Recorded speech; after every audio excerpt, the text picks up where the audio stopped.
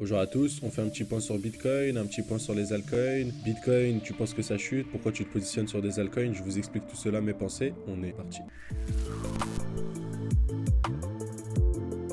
Et comme d'habitude, avant d'aller plus loin, formation Smart Money Concept offert dans la description. Et pour tous ceux qui veulent se faire accompagner pendant une année pour apprendre les Smart Money Concepts, vous pouvez aussi réserver un appel que vous avez aussi dans la description pour nous parler directement avec nous. Donc c'est soit moi ou le Composite Man qui répondons à vos appels. C'est pas un closer et tout, c'est vraiment pour répondre à vos questions. Ceci étant dit, sur Bitcoin, j'ai bien entouré cette FVG. Je vais attendre une réaction du prix dans cette zone-là qu'on est potentiellement en train d'avoir pour aller revenir dans la demand autour des 38 000 $.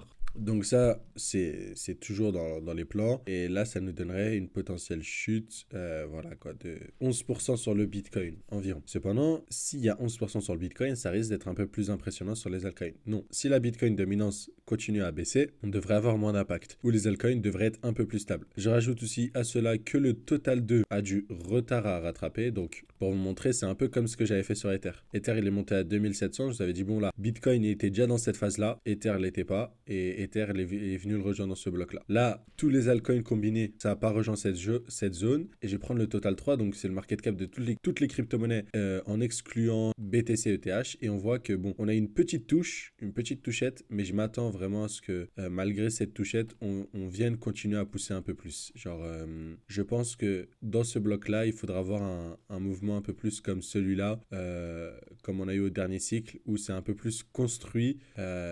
Et donc, je m'attends aussi à une dernière phase haussière, tu vois, sur ces altcoins-là. Donc, c'est toujours ma perspective. Si on regarde en daily, on n'a pas cassé de demand, on a bel et bien réagi dans ce bloc-là, donc pas d'inquiétude à ce niveau-là.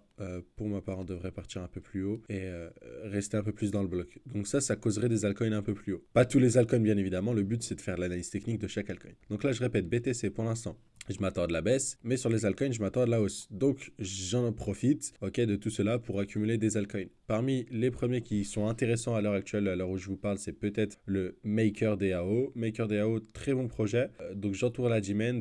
Je pourrais rentrer dès là, dès ce niveau-là, mais bon, après, le RR est pas ouf. Et j'accorde cela avec un Fibonacci. Et donc, moi, je vous invite vraiment à soit rentrer sur les 0,5 pour tous ceux qui ont peur de louper le train, tous ceux qui veulent vraiment maximiser le RR à partir des 0,618. Je pense que c'est le plus intéressant pour rentrer. Donc dans ce bloc-là, rentrer sur le MakerDAO, ça nous donne un prix autour des 1850 $ pour ensuite aller pousser un peu plus haut.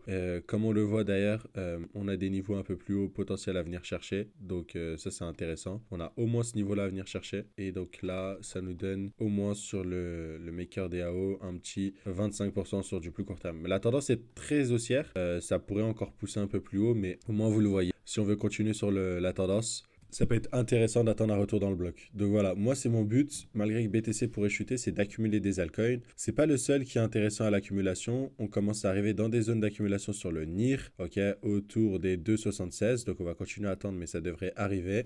On a aussi le XRP qui semblerait accumuler dans ce bloc-là. Donc, juste pour cela, ça m'intéresse, tout simplement. Non, on n'a pas de trendline.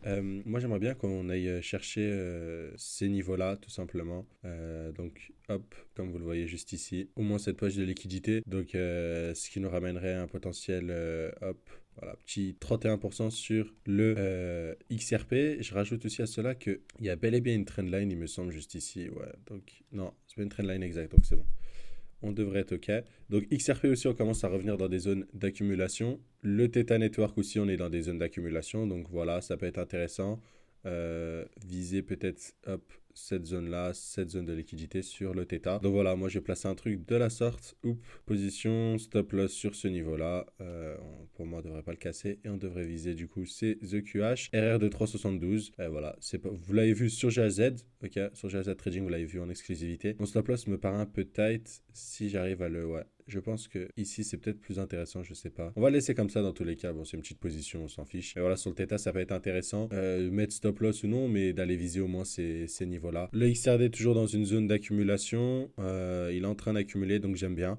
Pour moi, ça devrait pas tarder. D'ici quelques semaines, ça devrait partir, donc toujours le temps d'accumuler. Mais voilà, vous avez vu, malgré que le Bitcoin chute, c'est pas forcément des actifs qui vont chuter à l'immédiat. Et là où il y en a, ils sont dans des zones d'accumulation. Si je vous montre le optimisme, il a bien chuté comme on anticipait. Et du coup, là où on peut entrer, c'est soit dans la FVG. Donc la FVG, c'est tout ça, tu vois. Mais comme elle a été comblée il reste ça de la fair value gap. Tout simplement, on pourra avoir un rebond ici ou bien même dans la G-Main, mais ça ne change pas le fait que je pense que c'est baissier sur le optimisme. Voilà, vous avez compris un peu la réflexion de ce qui est intéressant de faire. Pour moi, je continue à accumuler les projets que j'aime bien. Tout simplement, sur le hackage, quand on reviendra dans une G-Main, ce sera le moment d'accumuler et ainsi de suite. Voilà, voilà.